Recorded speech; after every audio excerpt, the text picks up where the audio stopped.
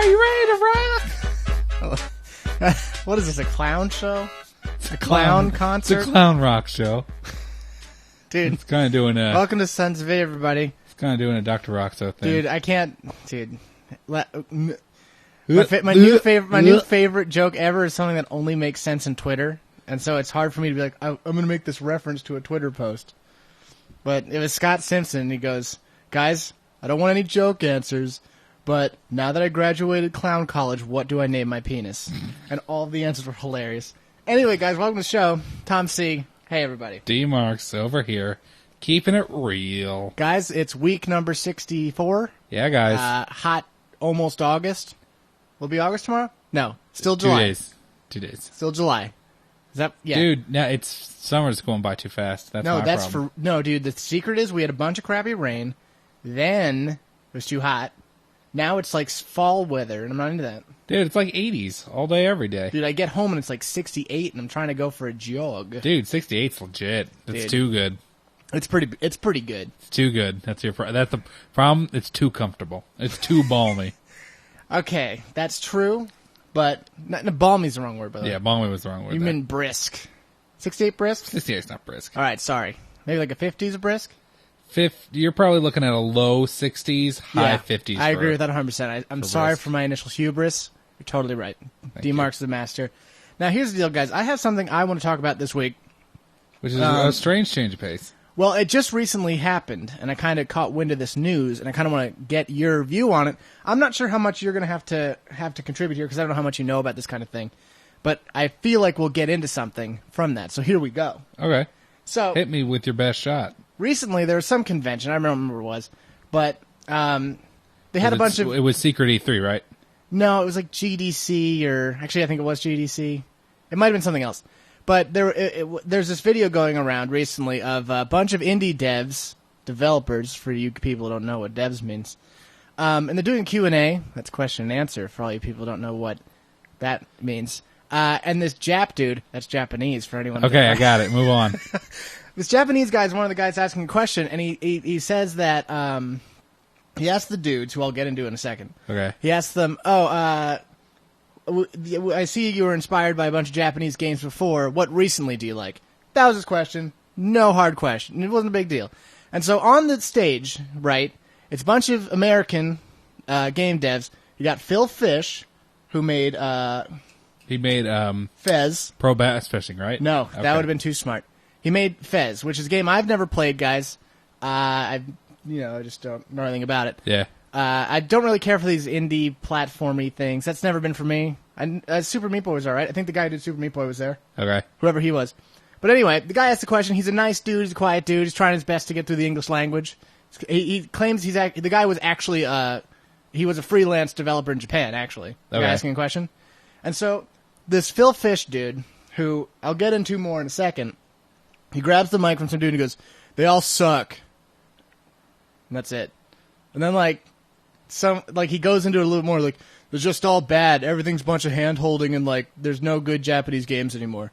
And everyone laughs, ha ha ha ha ha. Then the rest of the developers go, "Yeah, they're not great. It's all like a bunch of crap, and I don't like it even recently, and blah blah blah.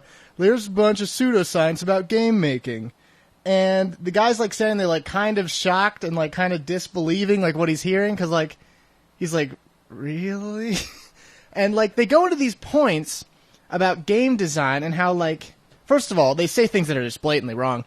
And they're like, "Oh, well, Japanese games, there's a lot of menus and a lot of holding your hands, and for some reason they always want to give you 40 minutes of just storytelling." Then he specifically references Dark Souls and Demon Souls, both of which have literally almost no storytelling. Both of which you don't know anything about. Those are the only games he brings up by name. He's like, "And then there's this, blah blah blah blah blah," and they just go on and on about this stuff. And the dude's sad, and then the video just ends.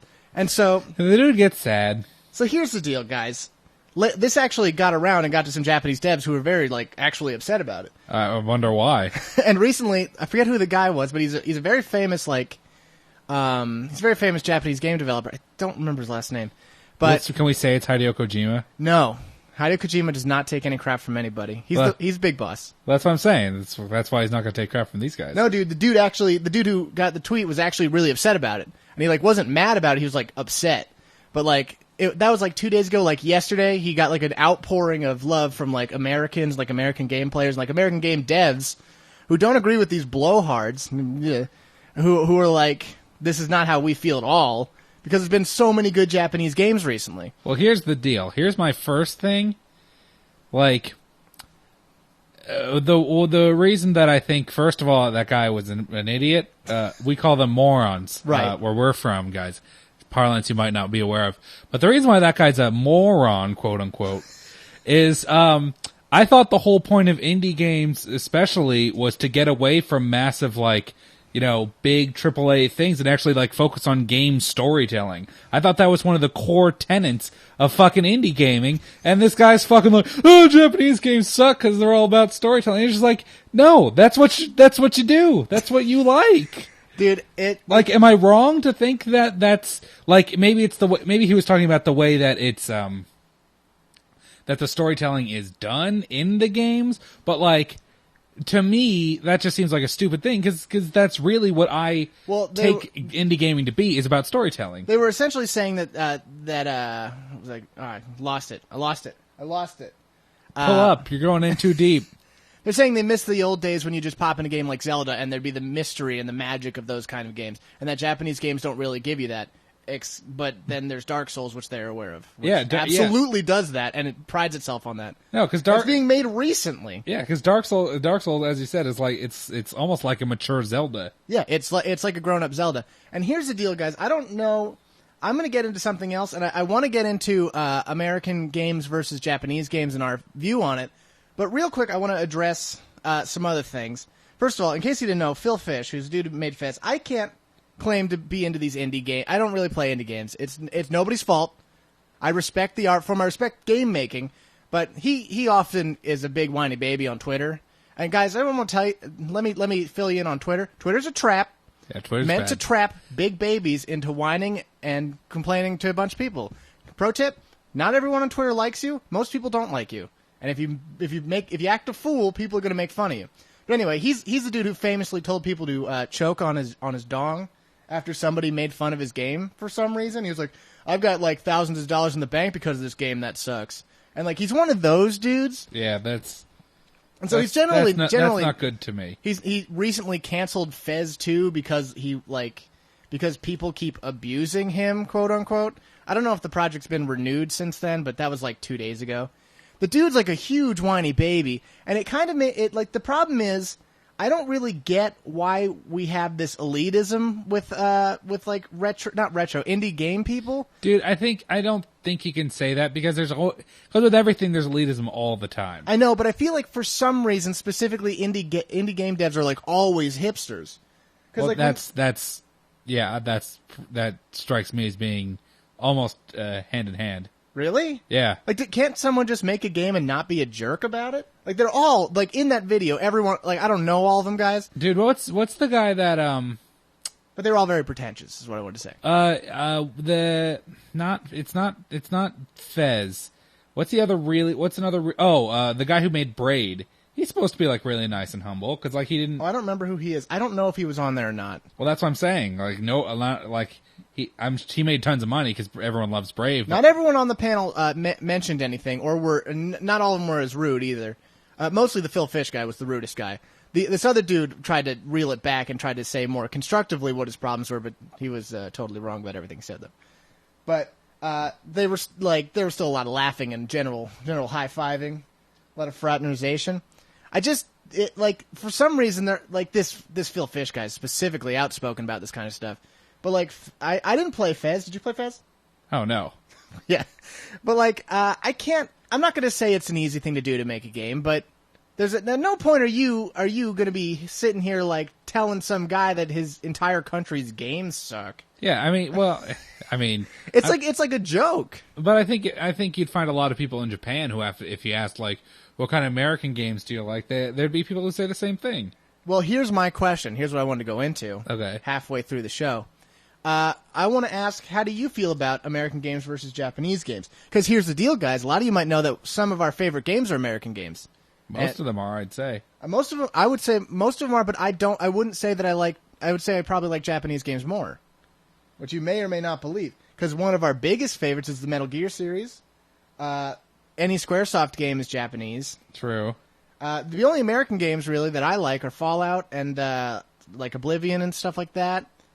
And Total War. Those American?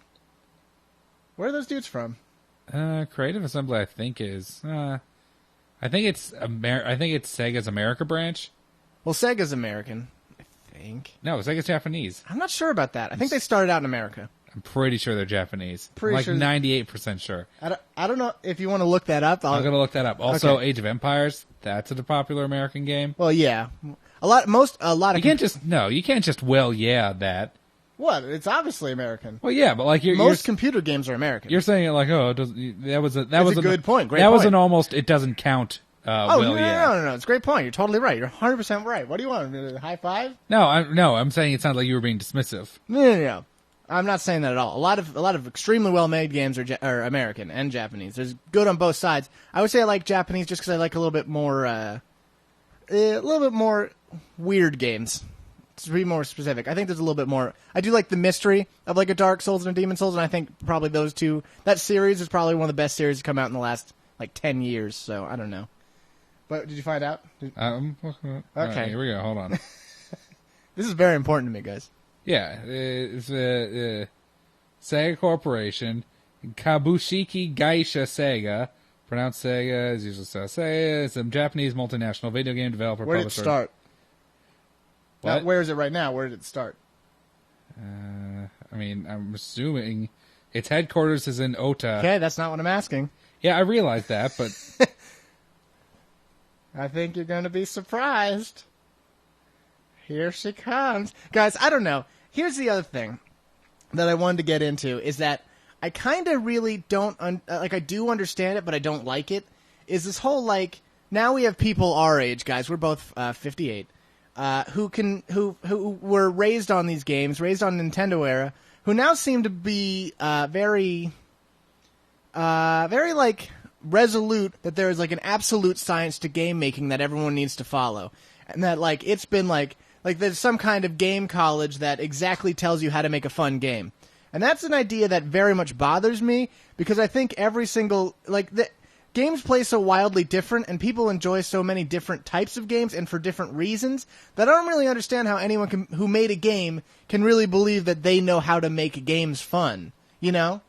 dude, I mean, that guy was clearly just being an asshole to be an asshole. Yeah, no, if you're listening, like it's one of the reasons why I don't really play a lot of indie games because there's that reputation that they have as kind of like this hipster elitist kind of style of gaming that I don't really get behind. I've only really played a few like indie games. Like I love FTL. That's an indie game as far as I'm concerned. Yeah, I think it is. I think. Yeah, and I've played a few here and there, and they're Monaco. Yeah, Monaco. That's a fun indie game, but like I don't know. It's just for some reason indie games just don't speak to me because a lot of them are, as you said, inadvertently, but you were pretty much correct. A lot of them are trying to get that retro kind of feel back to them, especially the new like point and click adventures that are coming out because you don't really see too many mainstream releases of point and click adventures anymore. Yeah. So what a lot of indie developers will do is they'll take that kind of they go for a nostalgia market in a lot of cases, and they'll just be like, oh, remember when you used to play Monkey Island as a kid? I want to make a game like that and recapture that funness. And it's like, for a lot of times, for me, a lot of times indie games just don't feel like they're adding anything new. What's ironic to me is if you play like Rain on Your Wedding Day? No, that just sucks a lot. Well, unless you had an indoor wedding planned. The thing is, these games to me, I played Super Meat Boy, and the thing is, the game, it takes off from games like a Super Mario or whatever, but it feels a lot less, it feels more empty, it feels more soulless to me. Like, ironically, these indie games feel like they have less heart to them, which is weird to say. Because I think a lot of people think that they remember these games being challenging, like a Super Mario World, and then they don't go back and play it and see that it was only challenging because they're a kid. The thing is, these Mario games, like from back in the day, the retro Mario games that these people are emulating were perfectly made to play a certain way, to be difficult but also have flow. Whereas now people are making games in the retro style that are just hard for hard's sake. Yeah. And they're missing the whole heart and soul of the original game developers back in the day, which was just to make fun games. Like, yes, they were challenging, but the point is they were still fun and entertaining. Now you have people who prioritize theme or like a gimmick to something to make it, because they think that's how games are supposed to be made, and they're trying to kind of attach themselves to an old idea of how they're basically taking the old form and perfecting it without understanding what made the game so good. And that's what bothers me about this pseudoscience of game making, is that I don't feel they even really understand it. Yeah, I mean, it's really just like anything else. It's totally subjective because people have fun playing Call of Duty and Madden and games that come out every year, and they'll buy every new copy, and they'll still think it's fun. And there are people who have fun playing like Fez and Journey and all that, and all those less mainstream games, and have tons of fun with it. Dude, we can all agree that anyone who specifically just plays indie games because they're indie games is an idiot, right? Well, yeah, it's the same kind of people who listen to indie music just because it's indie. Oh yeah, they're the worst type of people on earth. Yeah. Yeah, and that's the thing, is that I almost feel like people who would actually know who these people are, because I didn't know most of the people on the panel. No offense to you, incredible guys, but like people who know who these people are would actually just be the guys seeking them out.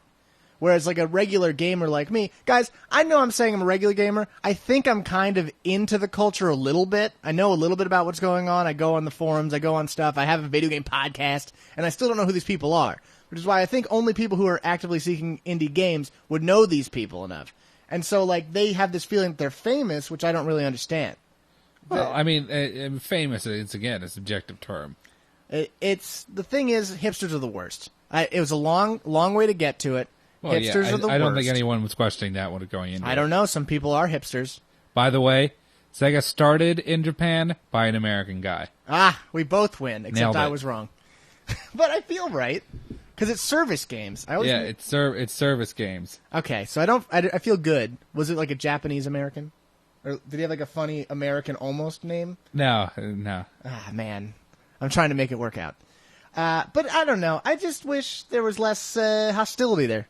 Also, I wish indie games were more fun and free. I just wish everything was free.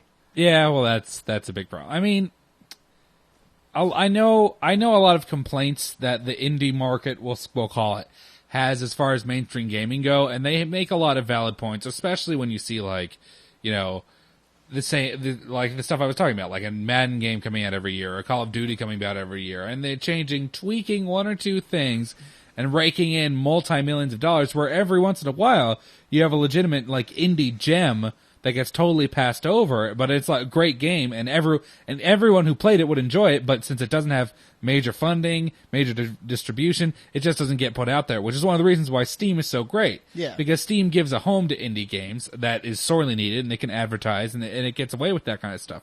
But the point being that just because there are problems and just because people perceive problems doesn't mean that not everybody can still enjoy those things, Yeah.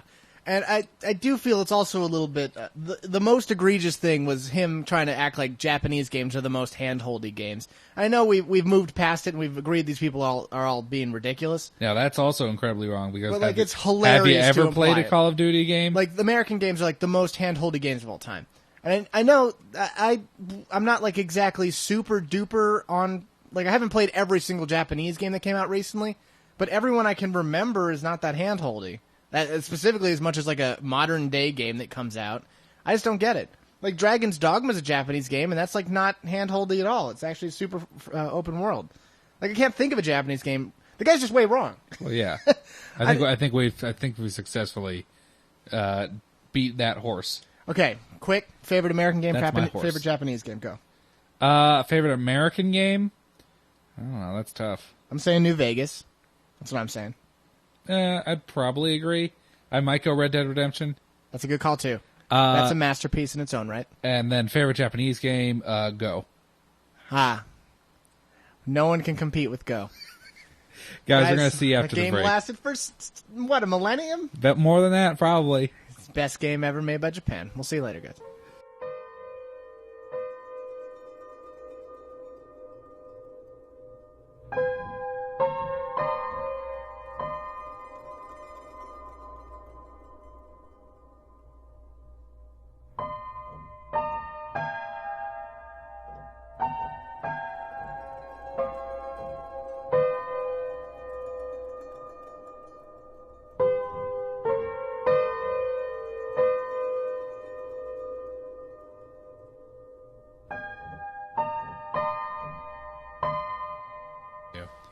Hello, guys. It's my show. Yes. Welcome to the show. It's my show only, nobody else's show. Well, welcome to the second half of our show. The second half belongs only to me. Well, I think this is the first half of your show, but the second half of our show total. True. Yeah. Guys, stick around for the third half, which will be completely mine. Mm-hmm. So, All zero of it. what? How's it going, dude? How are you today? Dude, I'm feeling good. Are you? Yeah, because Otacon's coming up soon. Dude. We don't have to do podcast next week because we're going to be off. Is that how it works? We took the Monday off. We always take the Monday after Otacon off. That's 2 weeks. No, a week from today. Really? Yeah. Sorry, guys. No, it is 2 weeks. Fudge. Sorry, dude. We're not going this week. Man, hopefully you don't have to change that hotel reservation. Otherwise, you're sleeping in the bus, the Sun's bus. Yo, Sun's bus. Did we get a Sun's bus? Because that'd be cool. Let's get a Sun's bus, Sun's fire truck, Sun's hovercraft, Sun's golf cart, Sun's jet. Can we get? Hold on. No. You're gonna like it. We're gonna get one of them big jets with like the door for paratrooping. Now here's part 2. Part 2 is a golf cart with a parachute on it. Part 3, real low flights. So we can just kind of parachute out and then start it's rolling. like the beginning of Mercenaries. Yeah, that's exactly what I want, except a golf cart instead. And also us, instead of Matthias Nielsen. Could we do it with segways? I feel like that'd be cool, too. That'd be so hard, dude. There's no cushion on that. That's true, but... You land on that thing, and it's all legs, dude. Dude, I got killer legs. Anyway, guys... Remember that story about how the guy who made segways died falling off a cliff on a segway? Yeah. That's real ironic or What a something. tragic story. Tom... Really tragic. What kind of games have you been playing as of late? Guys, I don't want to go into Tom C's complaint hour, but I will right now. I think I'm opening the Tom C's complaint can of worms. I'm going to make it really, really quick, guys. So, before I get into it, this game is super duper fun and really addictive and great. I've been playing XCOM, and I have to complain about it immediately. Because it's super fun, it's super great, really addicting, fun gameplay, game's really well made, really immersive, super great. We talked about how the new one's coming out very soon. I know, that's why I don't want to go too much into it, because we talked about it like last week, I think. We talked about it recently. Anyway, guys, I have a huge problem with this game. I am a tactics game expert. I've played many of them. Played Fire Emblem, Final Fantasy Tactics, Tactics Ogre, Advance Wars, Disgaea. Played all sorts of them. I love those games. They're one of my favorite type of game. SRPGs. They're great. Thing is, this game is an effing jerk. And I know we talked earlier before about how there's no specific rules to making games fun, but there are some rules to make me really mad. And here's how it works. When you have a game that doesn't follow its own rules, I get really, really mad. Because this game is a turn-based strategy game, okay? There's turns. You have a turn, the enemy has a turn. That's how it works. Now, for some reason, in this game, the enemy randomly gets free turns if you find them. You have to discover the enemies on the map in each battle, right, guys? You with me so far? Yeah. The battle Don't starts. know where they are. The battle starts. You have no idea how many there are or where they are. So you discover them in your phase. But here's the problem: when you discover them, they immediately, during your turn, get a movement phase for the units you have found. This happens. That's just how it is. Then they also get another movement phase during their movement. Their initial movement does not mean they don't get a movement later. So they essentially get 2 free movements during a time when they shouldn't get movements in a tactics game, which screws me over constantly, and it's super frustrating, and I hate it, and why isn't there a mod for that yet? Thank you. Dude, I think I was watching you play the other day. What was it? You're going to say I'm reckless, I know. I was going to say you're just straight up bad. I'm not very good. I'm not but great. Yeah, you're incredibly reckless, and I'm I don't super duper reckless. Like here's the thing. I admit it. Here's the thing, guys. We did a teach me a tutorial, and like I went over very clearly the steps that make a successful run, and you didn't follow any of them. Here's the thing, guys. You were just running ahead. I admit it. I'm reckless in that game. I admit it. I admit I'm not the greatest player, and I admit that some of the frustrations come from me being a bad player. But there's no question that is a stupid thing. It sucks a lot. I hate it with all my heart. I don't disagree, but like it's... I take full responsibility for the deaths that happen to my lovely crew when I do something stupid like dash ever, which is always wrong. Yeah. Don't ever dash. Don't dash. Don't dash. Do not dash. But the thing is, even if you just do a little run forward and you discover 3 brutes who then find you and then run right next to you, you still can end an Overwatch, which is a real treat until there's 4 of them punching you in the face, killing you instantly. Yeah, but if your whole team's in Overwatch and they can all just get free shots on people, that's the point. I know, but it doesn't work like that exactly. It does for the most part. Because you always miss and they always hit. Sometimes. The game's really unfair, but it's fun. That's what I've been playing recently, guys. Period. What have you been doing? What have you been doing? Well... What am I, Smeagol now? What is this? J.R.R. Tolkien? Everyone kind of messed up there. Well... Yo, it didn't sound like Smeagol? You're saying I messed up? I didn't mess up. I'm demoting you. What? Yep. I don't know what's going on. Co-host. Sorry, dude. Dang it. Yeah, so, guys, what have I been playing? I've still been playing Civ 5. I've started a rather fun MSF run. Really? Yeah. Because I started doing a Rome run, right? Yeah. Rome run, right? And I guess the game pace was set to standard, but like my production was never high enough where I could like make units fast enough, and the Chinese lady declared war on me. I got totally crushed. What difficulty are you on? Prince. So that's rough. I decided that the Romans probably aren't for me. I think that was just a bad run. That's not fair. Romans are great. Dude, but they don't match my playstyle, because with the Romans you're supposed to expand constantly. Maybe? Yeah, I guess because of their bonus, you're supposed to always be expanding. We'll always be expanding and always be making stuff in your capital. Yeah. Yeah, you're right. And then I started a modded run, guys, because we got a mod that allows you to play as Big Boss of the Militaire Sans Frontières of Metal Gear Solid, and that's going pretty well. It's really cool mod. I took over a city-state. That was neat. Really? With military action. That seems weird. Yeah. Because I could. Right. How far along are you? Like just getting into medieval era, so like 200 AD, something like that. Okay. So not too far. I don't have any of my fun units yet. But yeah. Yeah, it's real late game for that. Game's still a ton of fun. It's getting harder and harder not to buy Brave New World. It really is. Really? I thought maybe the interest would have waned by this point. Nah, dude. I'm totally sold on Civ 5. I totally... Really? Dude, I still don't see it having that much replay. Like, I can't think of a reason to do another run again with a Civ I've already used. Well, there are plenty of Civs that you don't have to do it again with the Civ you already used. I know, but once that's done, that's it, right? What else do you got to do? Well, I mean, you try different. You try winning different ways. You try building different things and trying different strategy. I don't know. What happened to me, guys, was I first tried Civ. I played Civ 4 for years and years and years and years and years.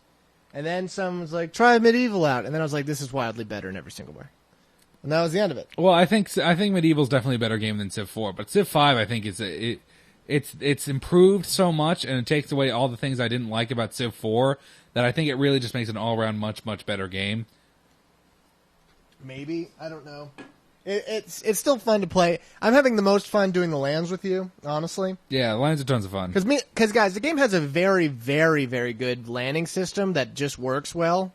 And because the way it works is it's turn-based game, but it's something called hybrid turns, which is we can take turns in the exact same turn, so it doesn't take that long. Yeah. So basically, we can just keep the game moving at a pace that's like a normal pace for us to play at. Yeah. And it's just fun and cool. It's really great. Yeah, it works very well. Very good system on that. And so I've been having a lot of fun doing that, and I'd gladly do another one sometime if you want. But that's how I prefer to play. I haven't been picking it up by myself recently. Yeah, I understand that. It's not super your thing. I understand that. Yeah, I understand that. But I also started getting a little back into FTL. I played one or two. I almost did, dude. I know we shouldn't talk about other things on the show. Did you watch the? I started watching it. I just can't do it. I can't do it. I did it. Don't do it. It's not good. I couldn't do it. Guys, we're talking about a YouTube channel that does games that we like. And they did FTL recently, and it's bad news. They seriously don't know how to play the game. No, right? He's like, I played it before. He's like, what? Why is my oxygen not happening? And I'm like, just turn the video off. I was like, come on, me, you can do this. Make yourself happy. Turn it off. And I just didn't do it. I watched the whole thing, and nothing could bring it back. Nah, I couldn't sit through the whole thing. But no, it is not good. Yeah, so I do still like the theme song a lot, though. It's not that great of a theme song. But yeah, so I started playing FTL. I did one or two matches of that, and What'd you play as? A Kestrel. No Red Tail? I gave one Red Tail, one Kestrel. That's fair. That's very fair. Yeah, I'm probably done with it for at least for a while. And the problem is, guys, like recently I've been going back into my Steam folder, whatever you will call it, Steam library, and I've been like, let's give FTL a try, and I play it for like maybe like 15 minutes, and I get bored. I'm like, let's give Mountain Blade a try, and I play that for like 30 minutes, and I get bored. Like I don't know, I'm going through. I guess I'm going through like game fatigue right now. That happens. Or I just nothing's really hitting me. Very, very common, dude. Very common.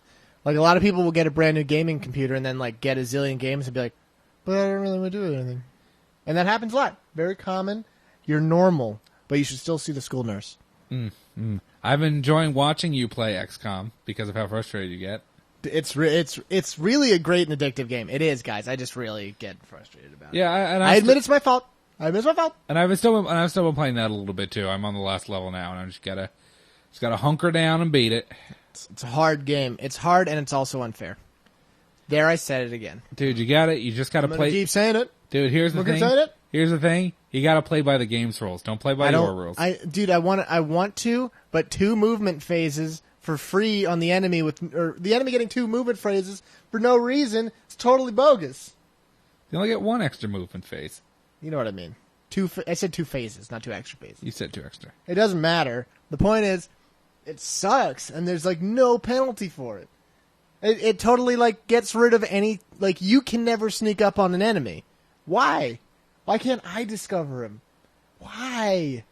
I don't know. What about tactics? Because I hear where they are with my ears, my super alien ears of humans, and I see where they're going to be in my mind. Why couldn't I, like, tactically sneak up on them? It doesn't make any sense. People say, oh, it's because the aliens are always looking for you. No, that's dumb, guys. Dude, they could have super sensitive hearing. You don't know. Yeah, they also have super duper reactionary legs, I guess. It's because the game doesn't even use it the way it should be used. Like, the game should be using it for them to get into cover. Which they do most of the time. They do some of the time. The other time, they're using it to get super advantageous movements on you for no penalty. What? I don't get a free movement when they discover me. Yeah.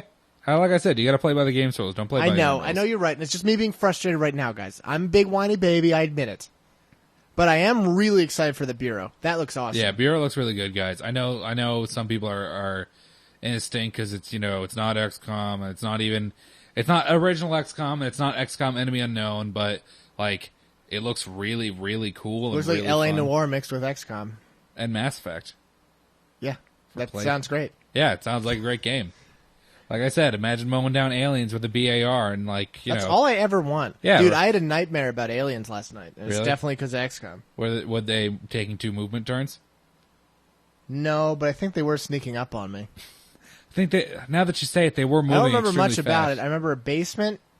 I remember some girl that I look at on the internet, and that's it. I know they're aliens, though. We were all scared of them. Dude, aliens are like the one thing I'm not scared about. Dude, like I never get creeped out by aliens or anything like that. Dude, they were scary in the dream, at least. Well, yeah, I understand that, but like...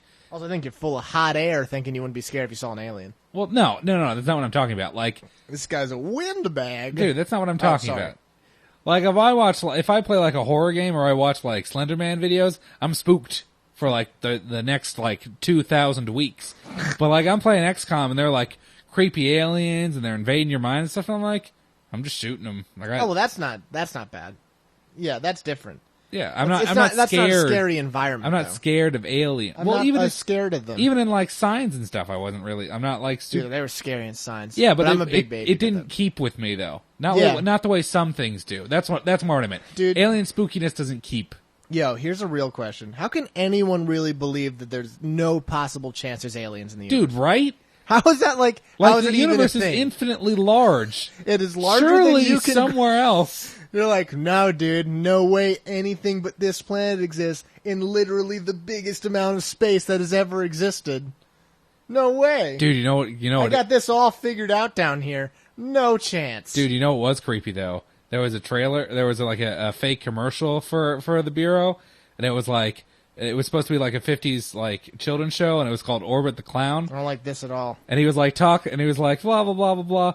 And you just see like in one of the camera angles, like it shows like backstage a little bit, and there's just a figure that walks by. I hate that the most. No, that's always the worst. Hate it the most. That's always the worst. Not watching that trailer. But then, nope. But then, Nope. no, but then, like, he's like, oh, it's our good friend Marty the Martian. And, like, one of the, like, the gray-looking things from, like... Sectoids. Yeah. It's like a puppet of one of those, but it doesn't, like, speak at all. It, like, speaks almost in, like, binary, like, bleeps, but, like, he's talking to it, and it feels really weird.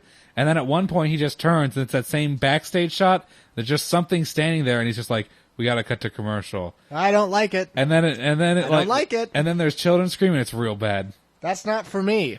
But that is a professional clown who cuts to commercial before the slaughter. Yeah, right? Well, not, or the running away. Yeah. No one said they were killed. They aren't even necessarily killed in the game. That's well, except for the times they're killed, blatantly. Yeah. I don't think kids die too much in that game. You don't see too many kid bodies. Dude, what is everyone's problem with child murdering? For real. Most people don't like... Dude, like, here's the thing. Get over it, Dude, America. Here's the thing. Like, child murdering and child, like, molestation, that's thing, like, if you go to jail, people in jail are going to beat your shit up. Like, everybody knows that that's... Dude, I'm not saying that, but I'm saying in video games. I'm not saying I want to go kill a child, which I want to kill every child. We know that. But what I'm saying is... Dude, I just don't think that's a line that needs to be crossed. Dude, I'm not saying that I need it or anything, but like in a game like Fallout, really? Dude, if you don't need it, then there's no reason to have it. I feel like I'm being mom and dad. Dude, Some angry mom was watching over my shoulder without my permission. Lets you get away with a bunch of other crap. It doesn't need child murder. How about we make an exception of if I shoot at a kid, he runs away forever. That's fair. I don't want to deal with kids. Because kids screw up my stealth. Alright? How about... Kids don't screw up stealth in that game. They do too. No, they don't. You can be discovered by kids. Well, yeah, but... for, like, stealing. Yeah, they can see you. And you can't kill them or stop them or put them down. I think you can knock them unconscious. You can't hit them with bullets. Dude, you can hit them in the face with hammers. You've done it before. No, you can't hit them. Dude, I'm telling you can't hit them at all. I'm pretty sure you can hit them. That's why it's not okay. It's not because I want to kill children, because this stuff needs to happen for gameplay reasons. But also because kids suck. You got to play the game by the game's rules. Guys, why don't you play by our rules? And Sun's rules. Write us an email. We call it Sun's rules. Guys, by the way, the fundraiser is officially over. What? Right? Is there 31 days in this month? Technically, yeah, but guys, the fundraiser's about to be over in like a day. All right? A day. All right? Get on my level. And so the thing is, guys, we want to thank you for a very successful fundraiser, even though there is one day left. You guys nailed it. Now's the time to really pour those $1 million donations you've been saving up. I don't see because I know you. Some of you guys, you've been sitting on your wallets, being like, maybe I won't have to put in the extra money to win those sweet, sweet Suns costumes. You got to put in the extra money to win those. Dude, imagine if we had Suns costumes to look like us. That'd be so weird. That'd be too weird. I wouldn't be able to like keep it in the room. So guys, yeah, I'm not expecting any more donations, but if you want to, go ahead. You can donate to us whenever you want. It's you can donate to us whenever you want. If you guys feel so inclined. We understand that you'll probably save it for what is probably going to be the annual fundraiser. I gotta be honest, I love the idea because I felt like it really brought us all together as a community. I really felt appreciated. It's a Suns community. I don't like that. It sounds like immunity instead of community. Guys, it brought... What about Psalms community? No. We really appreciate all the generosity. In addition to the extremely helpful funds that will pay for the podcast for quite a long time, we felt a lot of love, which was very, very nice. Some people donated way more than they had to multiple times, which if you donated anything, you donated way more than I thought you should. That's true. But some people were like, oh, here's some more money. I know I already won a raffle or something, but here's more. And you're just like, what? And that's really unbelievable, and we can't believe it. Because it's so unbelievable. Because of how unbelievable it is, yeah. Guys, we appreciate that so much. Thank you very, very much for all you did. Please check out the videos of the raffle if you want to see a little more information about that. We appreciate everyone's donated, and we know you're listening, and we know you love us, and we love you for it. Dude, we got to give back to these people, but how are we going to do that? The same way we do it every week. Brain, Pinky, whichever one. With speed reviews. Tom, this is the top 10 greatest games by Nintendo Dorks. Love Number 10, Punch-Out. Punch-Out's a game with Mike Tyson, and you punch him out. It's a no-brainer. Last joke, 10 out of 10. Tetris. There's no place for a square, my lord. 10 out of 10. Number 8, Super Mario Bros. Super Mario Bros. Is the worst Mario Bros. Because it doesn't have that one song I like from Super Mario 3, so I'm sorry it gets 1 out of 10. Super Mario Kart. And this one, Super Mario, for some reason driving a kart, even though he can clearly fly because he's a superhero. Doesn't make too much sense to me, so it gets a 1 out of 10. Number 6, Legend of Zelda. Legend of Zelda is the first Legend of Zelda game, but it's not the worst one, because that belongs to 2. 1 out of 10. Super Mario Bros. 3. Super Mario Bros. 3 is the greatest Super Mario Brothers because there's that one song Tom likes, so it gets 10 out of 10. Number 4, Final Fantasy 3/6. Final Fantasy 3/6 is the one where you have Terra, and she's running around in a mobile suit, and that's actually what happens. And then you have Sabin, who does a sweet suplex, and it's a bunch of cool moves. It's a really, really fun game. 10 out of 10. GoldenEye 007. GoldenEye was tough because when I used the complimentary GoldenEye and implanted it into my face, I couldn't see out of it, so now I'm blinded in one eye. So it gets a 10 out of 20. Number 2, Super Mario Bros. 64. What happened to all the other games? We just jumped right to 64. I feel like I missed out. That sucks. I want to play 62. 0 out of 10. Legend of Zelda, Link to the Past. It's the strongest Link of the Zelda series because it's the best game, but it's not weak. Link. Abort the speed reviews. Turn it off. Just turn it off. We did it. Yeah, we'll talk to you.